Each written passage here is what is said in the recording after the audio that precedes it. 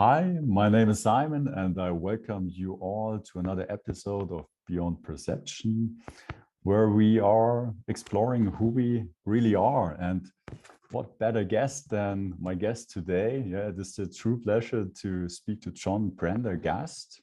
He is a psychotherapist with almost 4 decades of experience, a supervisor of therapists, author of several books, including The Deep Heart, which I have here, and also more recently a spiritual teacher.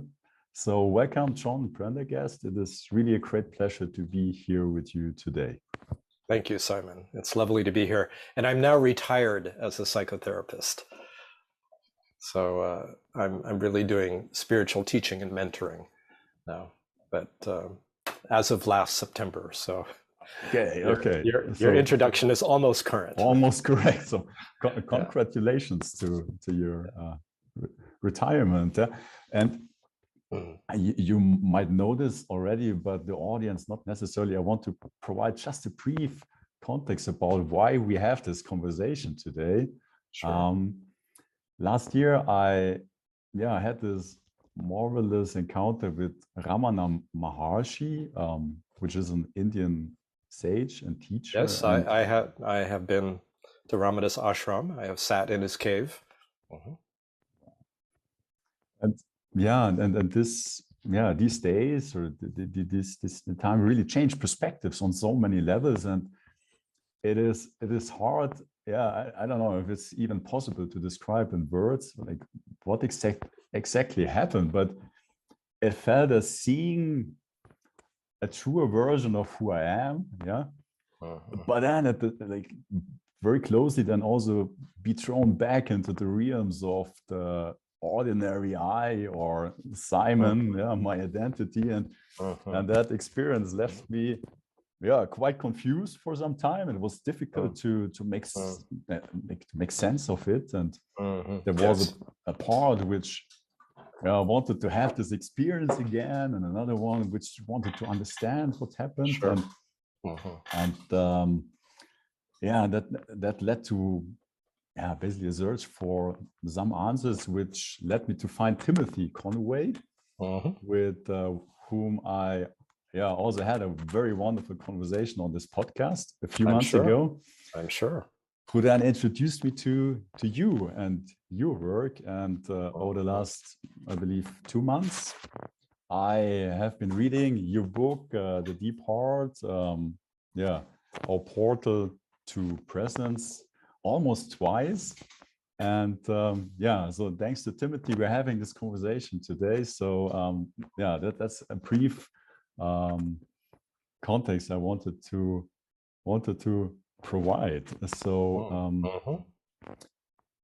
and I might already just disclose that what I really love about your book is that it provides a very holistic perspective on who we truly are and how we might be able to discover and also embody that. And that has been very that has been very unique to me, I must say. That was kind of the first time that I saw the different pieces connected, and as the title implies, the deep heart, or you also refer to it as the great heart, as a portal to our true nature. And true nature or presence, those are words which you hear very often. They're very often used, but they might not mostly unable to really sense the reality or the experience. They might be referring to and the essence behind. And I would love to start with that question. What does, from your point of view or perspective, experience, what is our true nature, or what does presence mean? I would say our true nature is loving awareness. And that awareness is not personal. It's, we could say, transpersonal or impersonal, although the word impersonal in English often connotes a certain coolness or detachment. And that's not what I'm speaking of. This awareness is universal, meaning it's shared by all beings. It's the foundation, actually, of all form. It is that which everything comes from and returns to. I actually happen to have a coffee cup that with a quote from Ramana Maharshi on it. It says, let what comes come, let what goes go, find out what remains. So it's what's there, in the absence of all form, and yet it's in the center of all form as well. And often in our first contact with it, there's a sense, as you've had a glimpse, obviously I can feel it, it's alive in you. Often it's on a more mental level of just kind of the mind is blown. We realize we disidentify from our story and our thoughts. We tap into this infinite sense of awareness, which can be very both liberating and disorienting. If we, as almost everyone does, take themselves as a limited, separate self. So to tap into that unlimited, infinite consciousness often brings a sense of great freedom and spaciousness. And when people talk about it, it's often up here. But as we acclimate to it, as we attune with it, as we consciously recognize what it is, this awareness begins to actually, we feel it dropping down and through the body. And you use the word embody. And this, I think of this process as embodied self-recognition. And there are different portals to this. There's a portal of the mind, the portal of the heart, the portal of the hara. And each of these are openings into infinite awareness, and yet each has a different flavor. And so opening of the mind, the flavor is that of freedom, spaciousness. Opening of the heart, it's unitive, love, gratitude, profound, spontaneous gratitude to recognize who we are and what this life is. And the opening of the hara, this lower center, opens to a sense of profound stability, kind of a rock-like stability, unshakable, regardless of what's happening, most difficult experiences we have as a human being.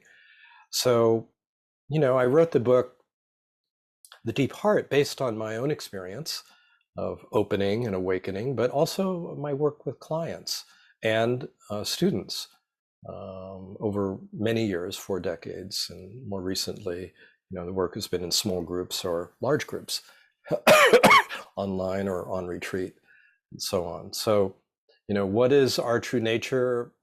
Our true nature is beyond thought. It's beyond feeling and beyond perception, ultimately.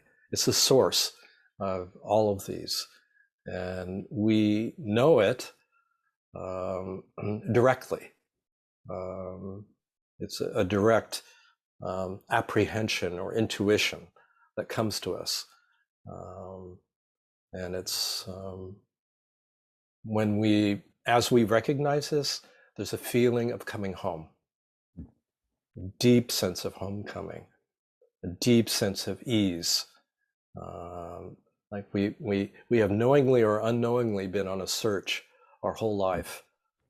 And as this recognition comes into conscious awareness, there's a deep sense of ease and coming home and resting in the core of who we are. And what's interesting is this awareness is shared. And so in the recognition of it here in this particular body mind, we also recognize it in others. And it's spontaneously evoked as we do so. I feel it in you. I sense it in you, Simon, as well. And that brings it more into the foreground. So there's this phenomena of it being shared, non-separate, as the ground and heart of who we really are. Ultimately, we cannot grasp it, we cannot define it, and yet we can be it knowingly. Wonderful. And one, I would say one of the, maybe for my mind, most helpful metaphors you provided in your book is the one about the wave and the ocean, basically relating the three aspects or three identities available in our consciousness. That really provided a very helpful map to navigate or start navigating different levels of experience. And yes, I believe that that would be also something the audience would greatly be interested to. Yeah, I'd be happy to elaborate. Elaborate on that. This is not an original metaphor. This is actually a very traditional metaphor, and you'll find it in different contemplative traditions. The wave in the ocean, and the wave referring to our individual expression, and the ocean to that which we share with all beings. And when we take ourselves as a separate self, not only do we take ourselves as a separate waveform, but we're like the very tip of the wave.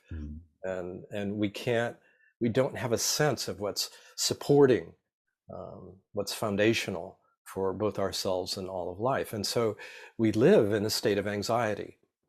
We live as a separate self, as a fraction, actually, of the whole, not knowing our essential wholeness. And so we live in anxiety because we see that all forms pass, including, our beloved friends and family, lovers. And there's always a sense of ungroundedness. There's a sense of shakiness. It can be acute when this existential condition of separateness is more in the foreground of awareness. It can be more subtle and in the background of awareness, but something in us knows, that we're incomplete and partial, and that gives a sense of groundlessness and anxiety. So it's kind of like, it's also like a fist, it's like a contraction. And as we begin to explore, into who am I really? What is this that I call myself, that I experience as myself?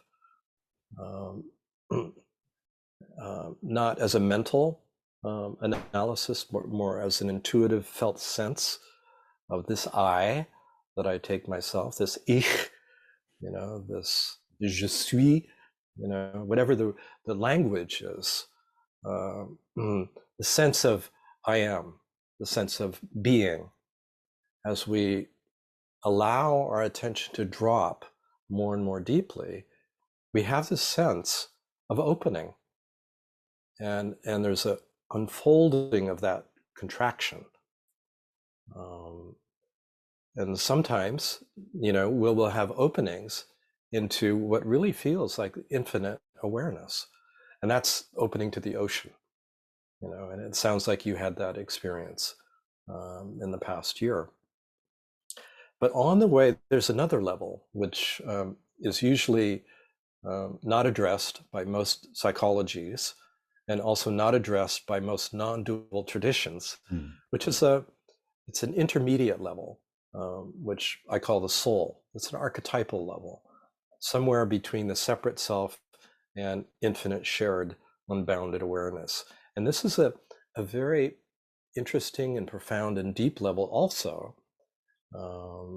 explored more by Jungians, those interested in archetypes, medicine journeys, medicine work, where one feels a very unique, oneself as a unique expression, not egoic, but we have unique gifts to offer, a unique kind of vibratory signature that's recognizable immediately as distinct, but not egoic, not referring to separation, just a unique expression. And when we meet people on that level, on this more soulful level as a metaphor, there's a sense of great personal intimacy. It's very, on a human personal level, it's like the most intimate. level. And many people get fascinated with this level because of essential qualities of being, and they don't realize actually there's a deeper ground, a non-dual or non-separate, completely non-separate level. So these are, the metaphor of the wave and the ocean, as I lay out, and I think it's chapter 1 of the book. It's like our ordinary, conventional, consensual awareness is like the tip of the wave, separate and anxious. As we deepen into our self-intimacy, we discover this more archetypal and soulful level. And if we keep going, we open to the ocean of awareness as well. And we realize we're all of that. We can be this tip of the wave, we can be the base of the wave, we can be the ocean. And none of it is separate. So this is the oceanic expression as Simon, the oceanic expression of a wave called John, Johann, whatever, Jean. And you're referring to the holistic nature of what I've been teaching in my approach. And this feels very important to me because you'll find different teachers or different therapists accenting one dimension or another, but we are multidimensional in our expression, and it's important to fully embrace our humanity and our vulnerability and our temporality, as well as that which is unchanging, which is atemporal, which is outside of time and space. Like we are the infinite having a finite experience. And it's important to embrace this fully. And this is the great potential we have as a human being, to embrace our humanity and our divinity, if you will, and to live that in our ordinary life. This is a very important and it's an essential message here because from the brief experience I had here as Simon, I have seen basically you could say two approaches to spirituality. Either it's like healing ourselves, all the traumas and like perceived limitations, and basically with the danger or the possibility of making one's life about fixing fixing myself, and that's the purpose of my existence, to become whole, but never seeing another perspective. And the other extreme, like from my brief experience, is that everything is an illusion. There's nothing to change, and that could lead to a very disassociated and kind of detached human experience. You see a lot of that, people who are deeply into the non-dual teachings, as both as a genuine discovery, but also as an avoidance of their human vulnerability, and of human intimacy and all that comes with that. So, I think that was. I think you had more to say about this, so I'm interrupting you. Not at all. I just wanted to share these two tendencies. I also witnessed myself, Sure, going with them, and also realizing that my psychological compensation tendencies projected some kind of spiritual work here, while I was actually just avoiding to basically look at my wounds on the one side. But then on the other hand, I also could see how I get lost in a never-ending healing spiral, and with that focus, just find more and more stuff to work on. And my life is about fixing it, and I never get to experience that, like fundamentally, like essentially there's a wholeness already. So that Exactly. I also found so helpful from your book to share a perspective on how you can actually combine the two. That they don't have to exclude each other, or that there's a way to relate those aspects to each other. Yeah, so let's talk about that, because it's really been important, I would say, development in my work, because my own background, I was strongly oriented towards discovery of true nature, and began meditating when I was 20 and became a TM teacher, and did long courses and months and months of long meditation, pranayama, asanas, and so on. But I discovered that two things. One was I was really kind of in the seeker mode of trying to achieve some state, which was illusory. And I was also avoiding my human vulnerability. And so, after I trained as a psychotherapist, in part to know myself better, and in part to make a living and be of help, be of service to others. But I held these two for some time as sort of separate tracks, the awakening track and the self-improvement, self-transformation track. And at some point, those collapsed, the distinction. I couldn't actually differentiate between them. And I think that was just part of a maturation of my own awareness. This happened about 30 years ago. And I realized everything is an expression of consciousness, no matter how shadowy, no matter how conditioned, no matter how difficult. So that was an important shift in my own orientation, not to be dualistic in this sense, but more unitive in my understanding. And so, and what I saw was the complementary nature of these approaches, that actually the more intimate we are with our human nature and our conditioned nature, the more self-aware we are, the more kind of coherent a narrative we have, personal narrative, kind of a clear understanding of our past and the impacts on it. The freer the system is of trauma and early attachment ruptures or lacks of connection, the more settled we feel. Like we feel more in the body, we're more in touch with our feelings, we're more coherent in our thinking and our feeling, all of which is good, and it's beautiful and important work. And that kind of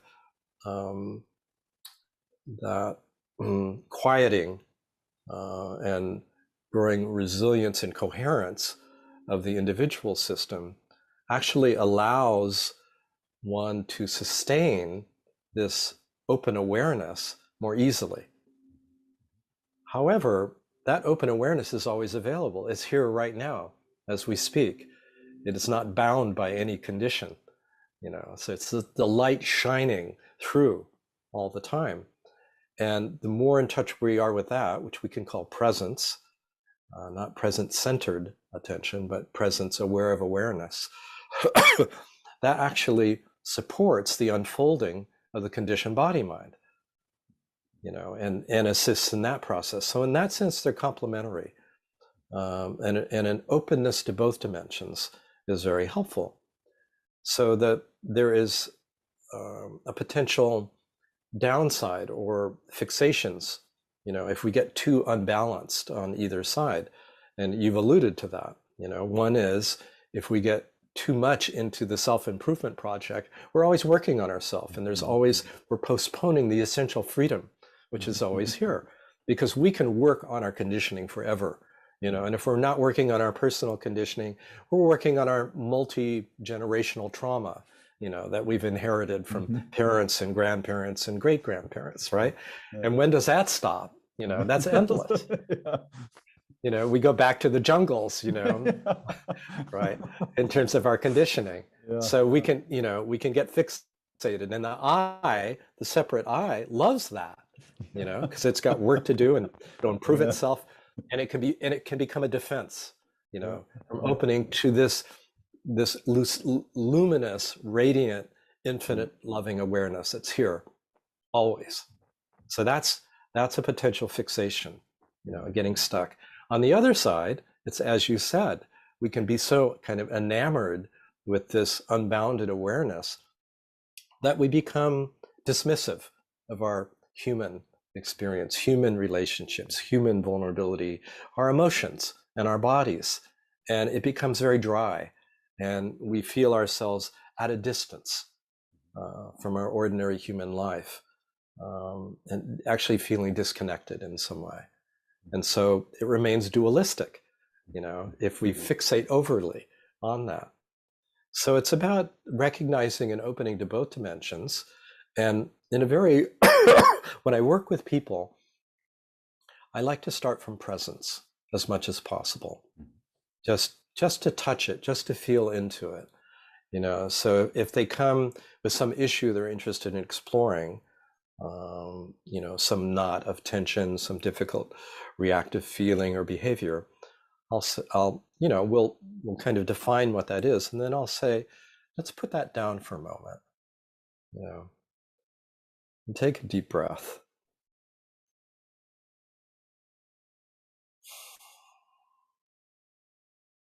And notice this which is aware of thought and feeling and sensation.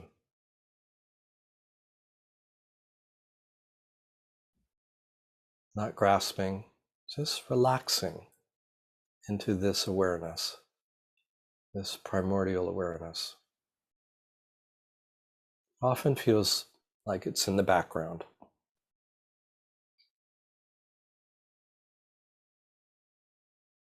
Just take a minute and attune with this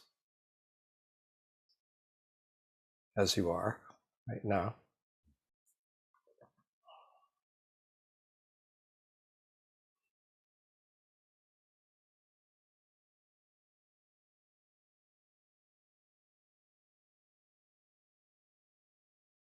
So we may spend a minute or two with this kind of resting back in and as awareness.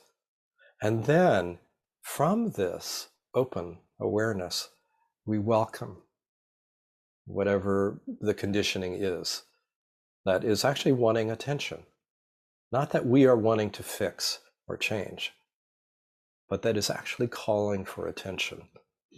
And we welcome it without an agenda to change. We welcome it simply to be intimate with our experience. So rather than attention going in to it, it's like we feel ourselves as an open, spacious awareness, and we welcome in our conditioning. And naturally, there's an affection and curiosity. Like, rather than how do I change this or get rid of it, it's like, what is this that I'm experiencing? This emotion, this sensation, usually. And in that openness, in that welcoming, because there's no agenda to fix or change, there's a natural unfolding. What happens?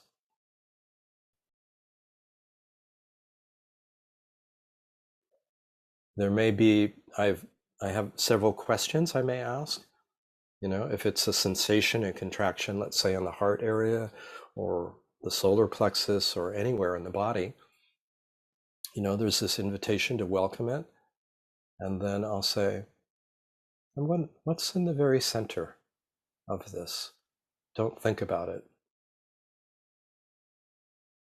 This is a way of inviting attention, into the very core or center.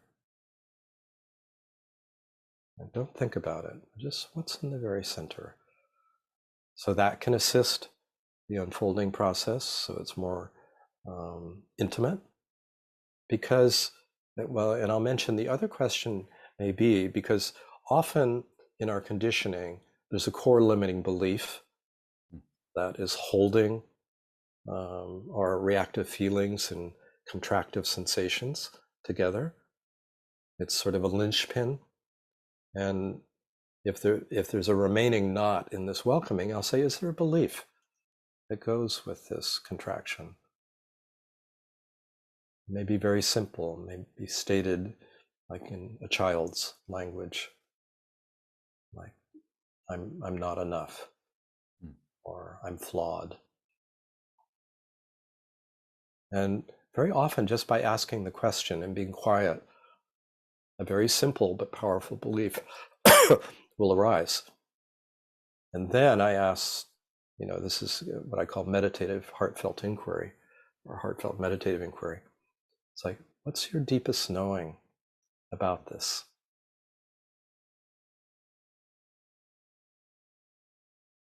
Don't think about it.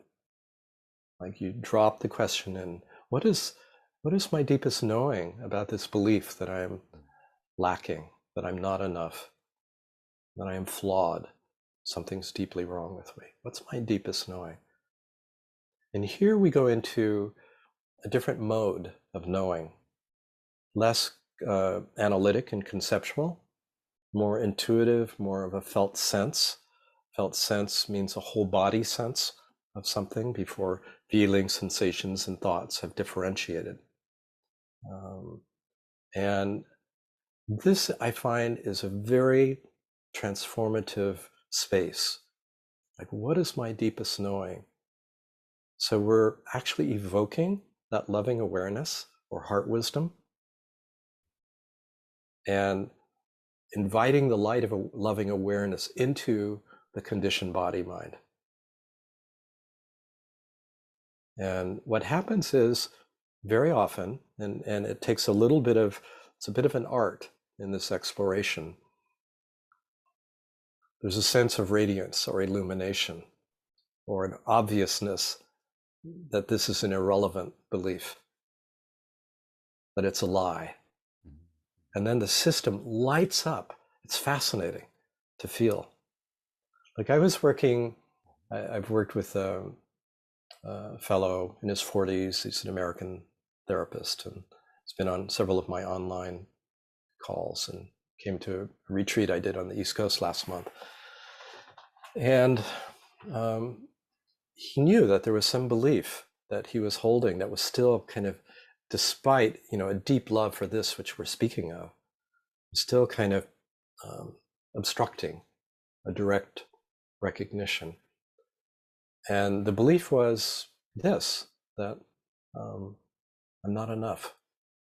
And when he asked the question, what's my deepest knowing? And he was quiet, like within a minute came, it's a lie. And he just lit up. It was very interesting to feel. He felt it, I felt it, others could feel it too. Yeah. It's just like his whole system began to release and open to this, his true nature. And a few days later, he had a profound awakening of the heart, sense of communion with the totality of life.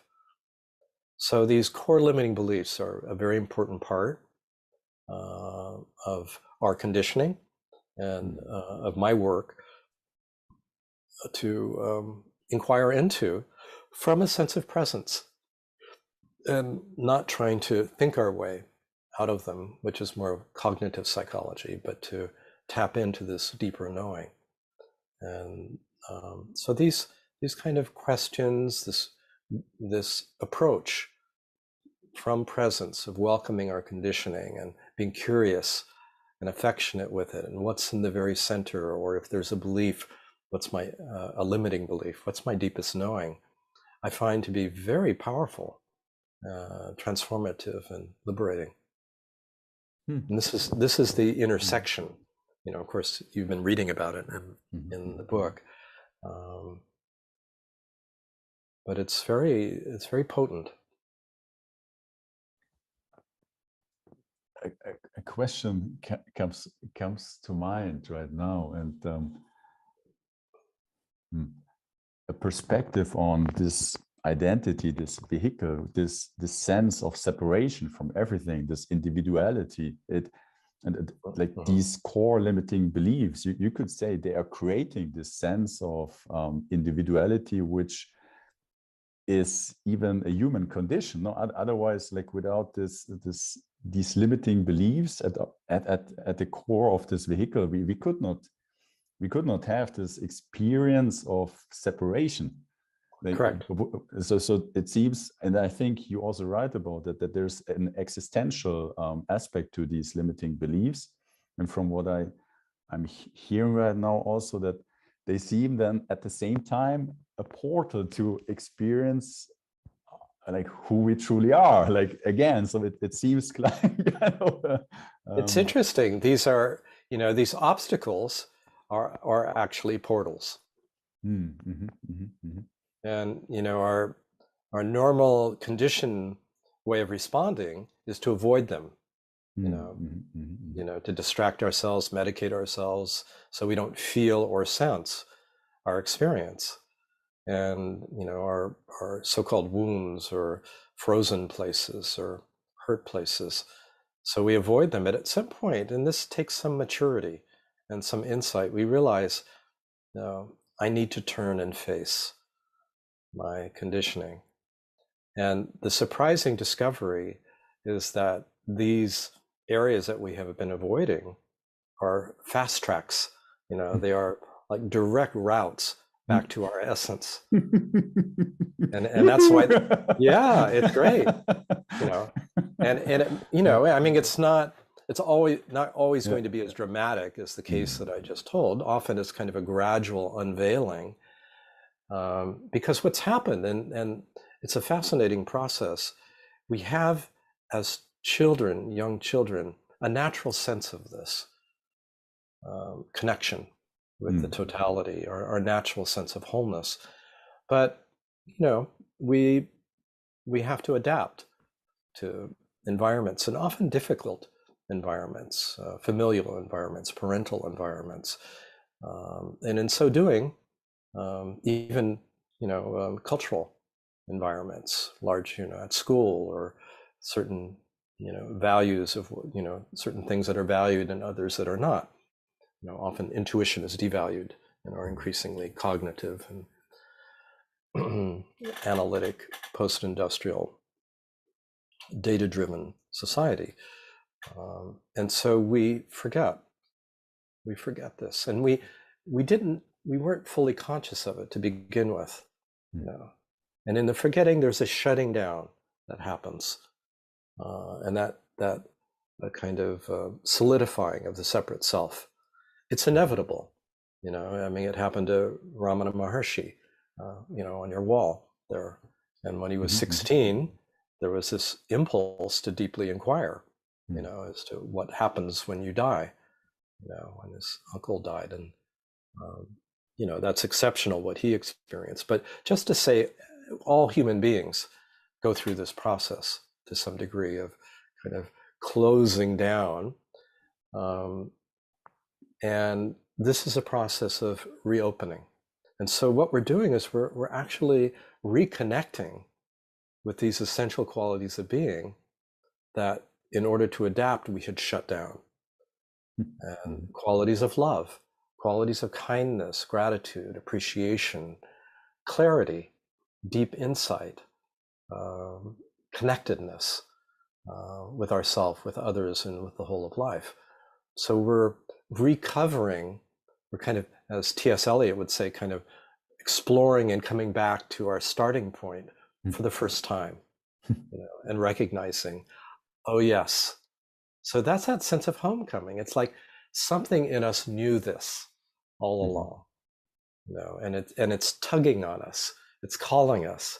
Usually we look outside of ourselves, for some sense of peace or freedom or happiness. And if we get the right circumstances, the right job, the right person, then I will have this. And then there's a maturity of understanding. No, it's not about the environment. What I seek is actually in the core of my being. And then we realize, oh, it's not a state either. It's like the ground of who we are. And at first we may have glimpses. My first glimpse came when I was with my teacher, Jean Klein, in 1986. And it was profound, just, and I could sustain it for about 4 hours until I came into contact with someone, and then the separate self reconstituted. It was very interesting. But I knew I couldn't hold on to it. There was nothing to grasp, but it was a glimpse. It was like, oh, I know this is true. And once you feel that and know that, it's just like it's in your system. You know, it's like the veil has been pulled back, and that luminosity and that love and that fullness, wholeness, is never forgotten, and it calls to us even more clearly. It becomes our point of orientation then as well. So it's fascinating to see when people have the courage and insight to face their direct experience and go directly into the center of it, how it opens up into an entirely different dimension.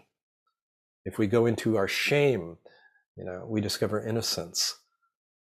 If we go into our sense of lack or deficiency, we discover fullness, you know, and so on. It's a fascinating process. And sometimes we need help, some support to do that. And sometimes we don't. Sometimes it can unfold of its own.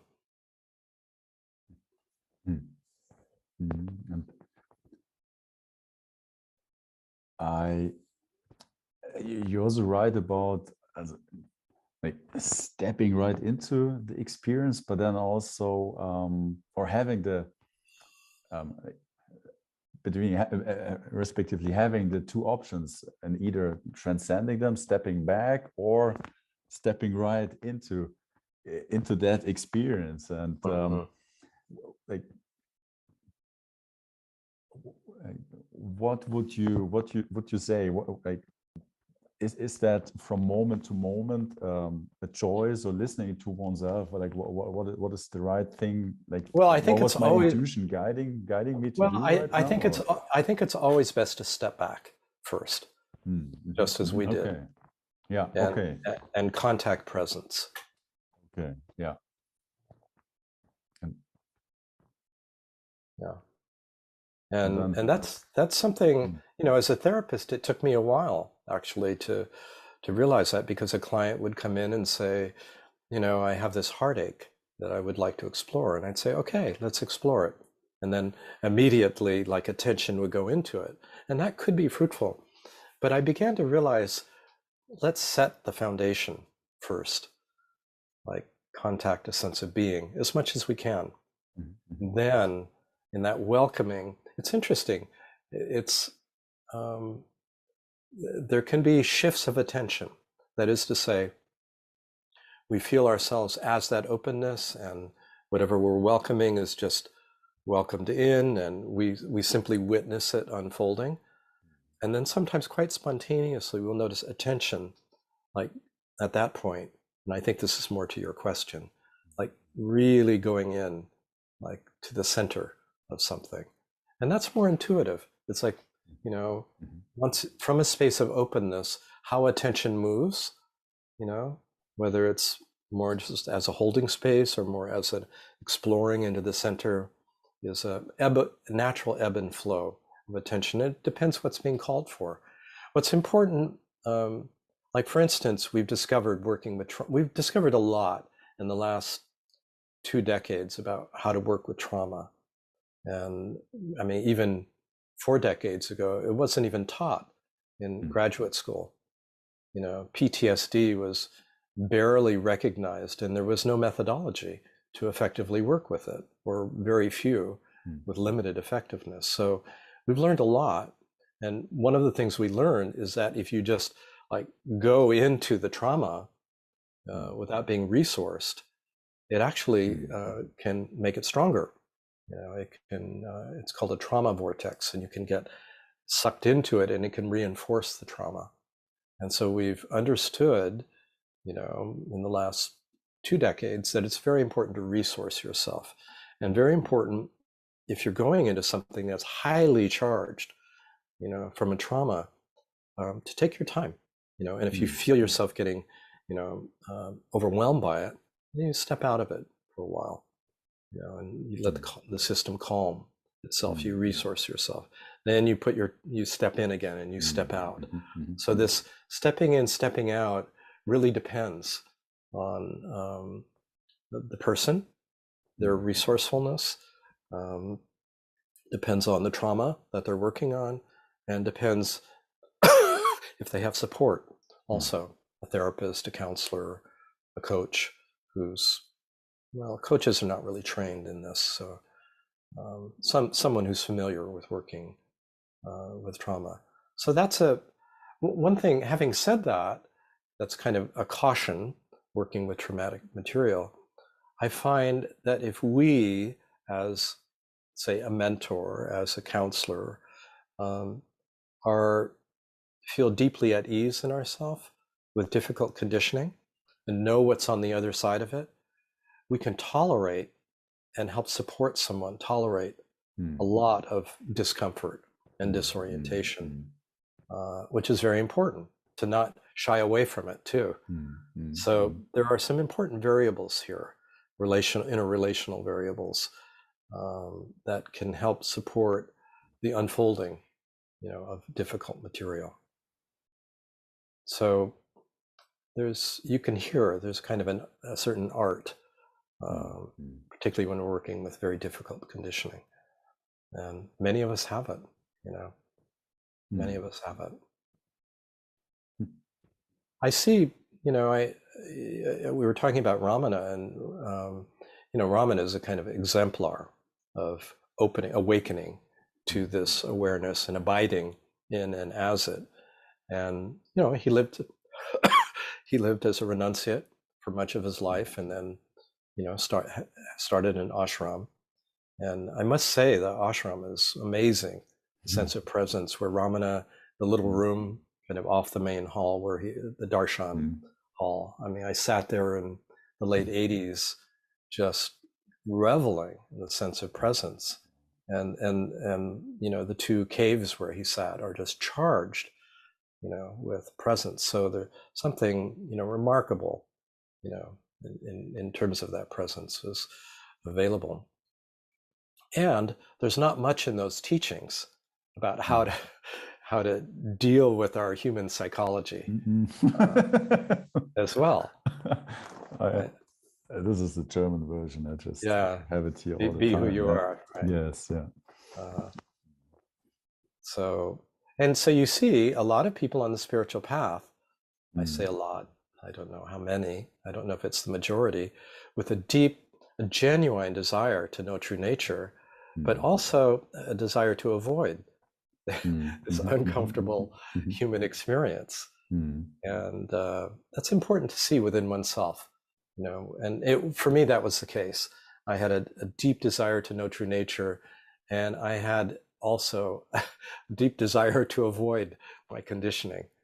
And at a certain point, I saw that was obstructive and that I needed to turn toward my humanity and become more intimate with it in order to have a more embodied sense of this, so it's not just up here or just primarily philosophical or intellectual, but is felt, really in the core of one's body. So the embodiment of this is, I think, very important.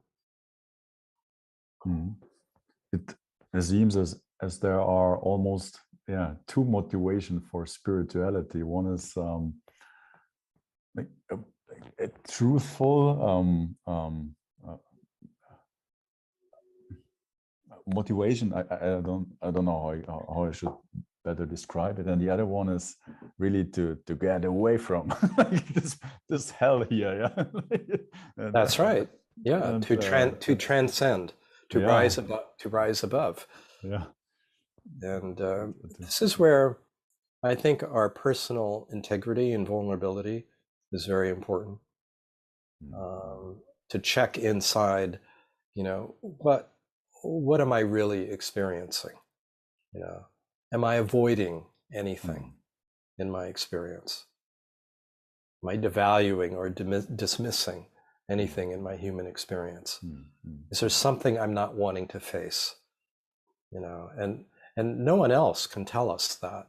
I mean, we can get feedback, of course, from others, but it's primarily a movement of inner integrity, a willingness to be with whatever our experience is, in a way that we've described, that I've described: intimate, non-judgmental, not trying to change it, but to be intimate with our experience. And our experience is actually waiting to be met with this quality of loving awareness,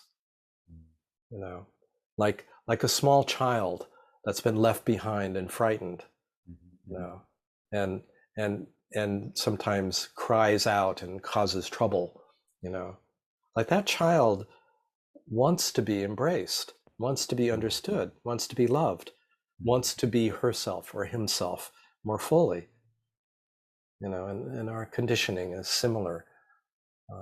So often in transcendental spiritual traditions, whether it's Advaita or Buddhist or others, I mean, you'll see it in Western forms as well, there's a distancing, a pushing away, a dismissing of that, like that's not important, or that's lesser in some way, or that's an obstacle or obstruction.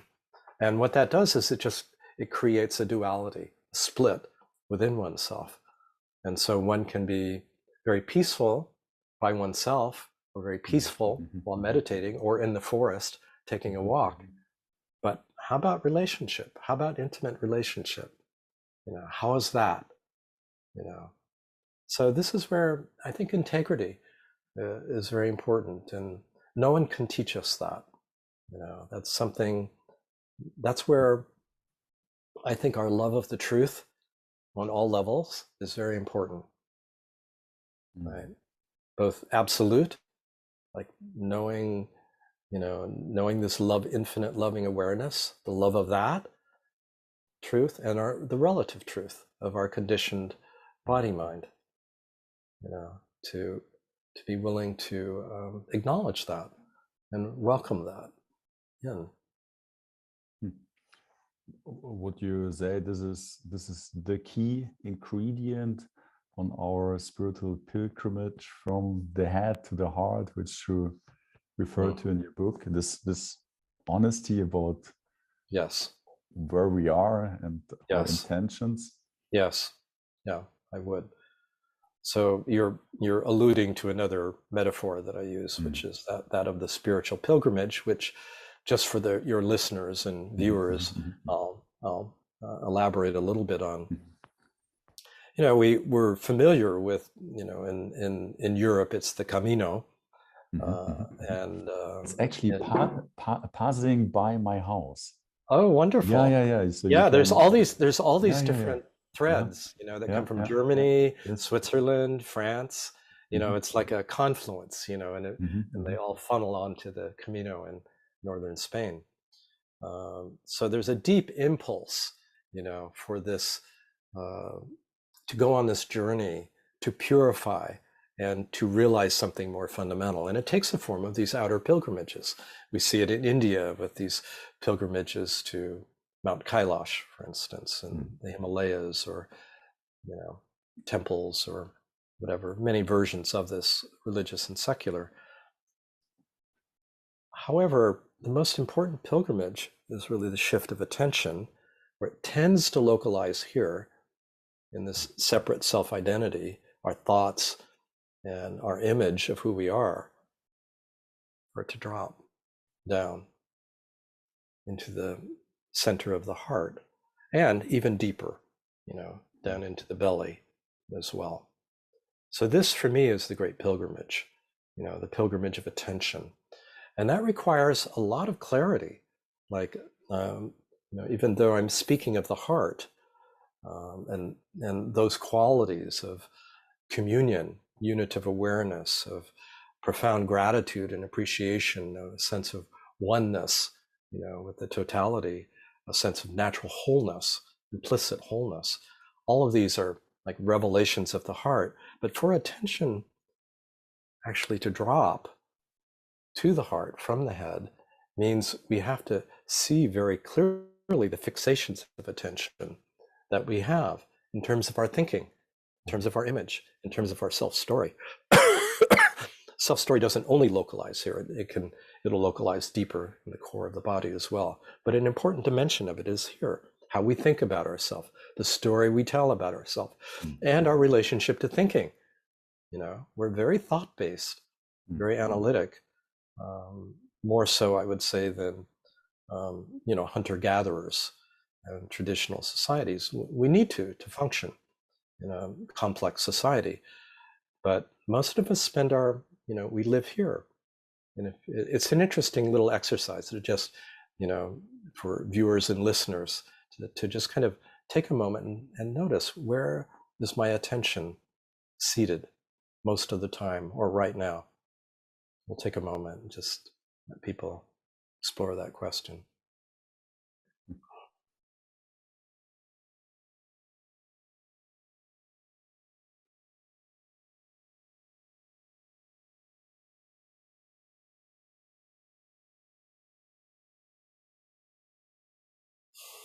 And I think most people will discover, it's kind of behind the eyes, between the ears, frontal cortex, what my teacher Jean Klein called the factory of thought. So we tend to identify there, and I was for many years unknowingly. And so to differentiate awareness from thought is very important. To realize that even when thoughts are not here, or even while thoughts are here, there's an underlying awareness, silent, open, lucid, unbounded.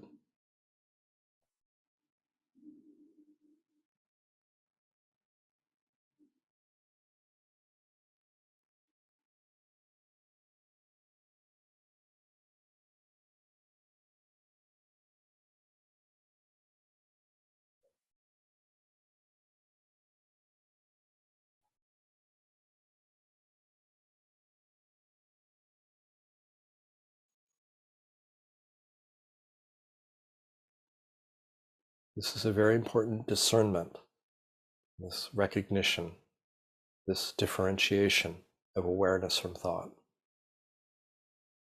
And gradually, our identity begins to shift from our thinking to awareness.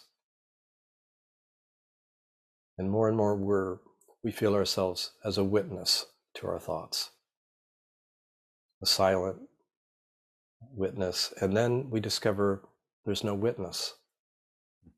There's no separate self witnessing. There's simply open awareness, aware of thoughts and feelings and sensations.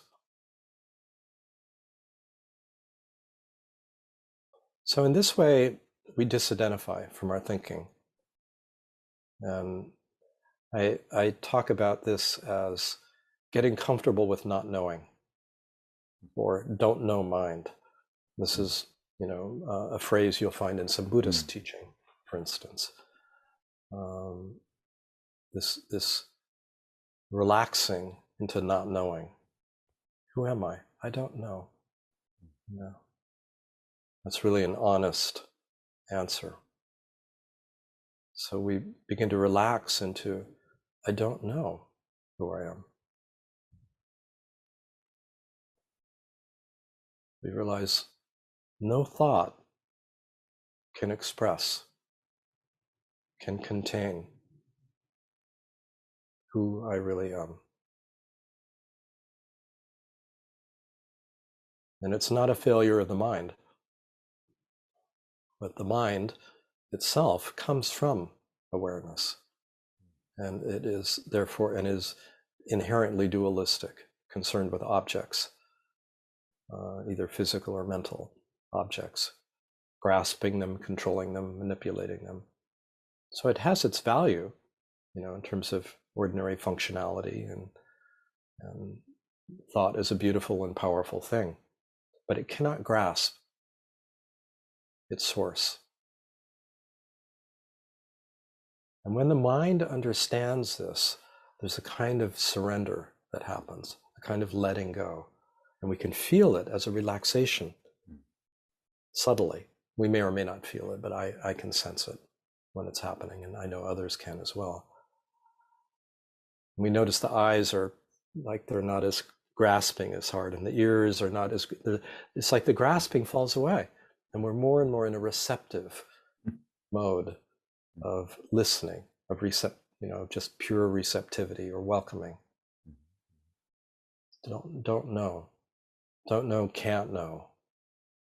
can't grasp. Mind cannot grasp its source. Who we are is not an object, so mind is not going to grasp this. And then we realize we don't need to know. We don't need to grasp what's ungraspable. And this allows for a systemic change, a shift to a different kind of intelligence, different operating system, if you will, that's more direct, more intuitive, more in the moment, still uses planning as needed, but then lets it go when there's no more planning to do. And it's about the next obvious step. It's not attached to an outcome. And this is a more, heart, core, belly way of operating. So the mind becomes a very useful servant. It's in service to this other way of knowing, more direct, more intuitive. And this is when I speak of heart wisdom, what is being referred to. So when faced with a problem or a dilemma, so for instance, I'll give you an example. Always good to have examples. So I was in Europe recently. I just got back a week ago. I went with my wife, and I came down with COVID shortly after I arrived. I think I picked it up in Boston, and so I had to sequester myself. And I was sick for 3 or 4 days, and I got better. But in returning to the U.S., you're required to have a negative test, COVID test. And my home test kept going positive up to 2 days before my departure, So it's like, well, if I can't leave, what do I do? There's all sorts of things I have to cancel, and the flight and plans, and with no idea how to get back. And so the mind was, like, what do I do? But it couldn't do anything other than get a letter from my physician. And there was nothing else to do. So it was quiet. It was interesting. It's like, we'll see. And then within 24 hours of my departure, I got a negative test, official negative test. So the green light, excuse me. I still have a residual cough. But it was a good example, of just the mind had no more work to do. And so it was quiet. But this is one of the fears I see people run into a lot, which is the fear of losing control in this process. Because it's like we are letting go into something much more primal, foundational, right? And the mind says, is this safe? How will this work? Will I pay the bills? Will I be, how will I do it? How will I function if I'm not in control? Well, the answer is quite beautifully, quite elegantly and economically, and it leaves a lot more room for spontaneity, and inner freedom. So we don't become stupid, we don't become dysfunctional. But that shift, into a place of real surrender, openness, availability, trust, no matter what, is part of this path, a deepening more and more into this. And the heart, the shift from the head to the heart, is a critical step in that direction.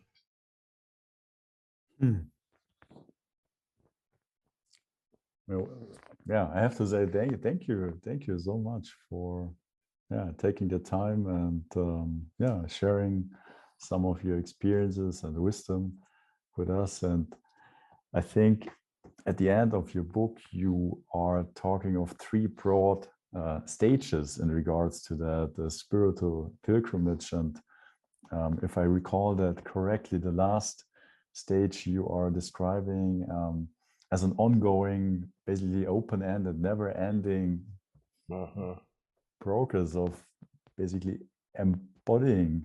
Yes, exactly. Yeah. First step, I think, is orienting.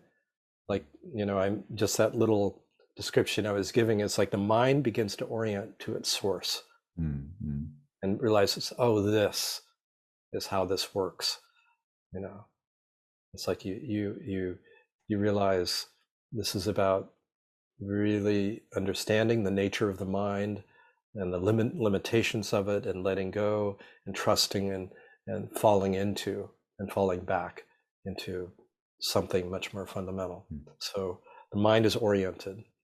The second step is, we begin to have openings to this, it kind of flashes, intuitions, and it becomes increasingly accessible, and there's a shift of our identity from separate self wave tip to recognizing our oceanic nature as being fundamental. And the third step is the embodiment of that. And that, to me, my experience of it, and my experience of everyone else that I know, some of whom are very well-known teachers, is that's open-ended. It's like the body mind, continues to acclimate to open to that, and allowing the light of awareness to shine with more and more clarity and intensity in our ordinary human life. And in that, it's a process of emptying out, deep unlearning. And the more that we empty out, the more available we are. And then there's an upwelling, from really, it feels as if it can be a downpouring and an upwelling, but definitely an upwelling, an outpouring of this fundamental awareness. And we find our lives are about the sharing, the living of this, the spontaneous sharing. It doesn't mean we have to be a teacher, not at all. That we may be moved to do that. We may have a certain capacity to do that, but it will be shared in our life in a creative way. Whatever we're doing in our relationships, in our work, and I think this is very fulfilling. Not just to recognize this, but to live it. With increasing creativity and aliveness and authenticity. And to me, it feels open-ended. I mean, I can't say that I have not found an end to this. It just keeps opening, keeps opening.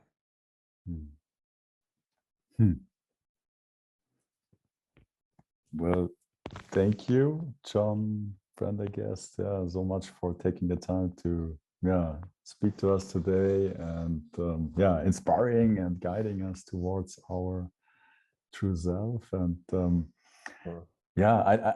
would you have a last message or some last words you want to share with our audience, or you don't have to, but if there's something I would say if people are interested in this approach and with working with me, I do have a website, listeningfromsilence.com, or you can just put in my name, John Prendergast PhD, and you'll find it. So I do have, I list events. I've been doing a lot of online teaching, and so for people in Europe, that's courses are sometimes available. I'll do retreats and then I'm beginning to do in-person retreats also, once again, after several years with COVID. And I think the books are very useful guides, not only The Deep Heart, but In Touch, earlier book, which is more about the felt sense of this truth, how the body has a feel or sense of this unfolding true nature. So that's a useful way to deepen into this. So there's just that's kind of the, if people want to connect more. In terms of a final message,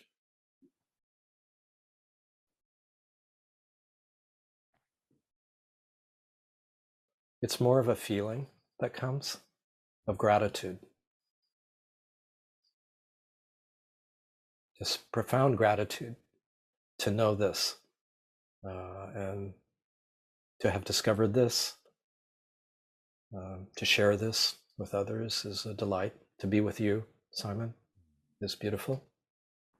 Likewise, I feel your depth and your openness. And I feel very grateful. Yeah. Thank you.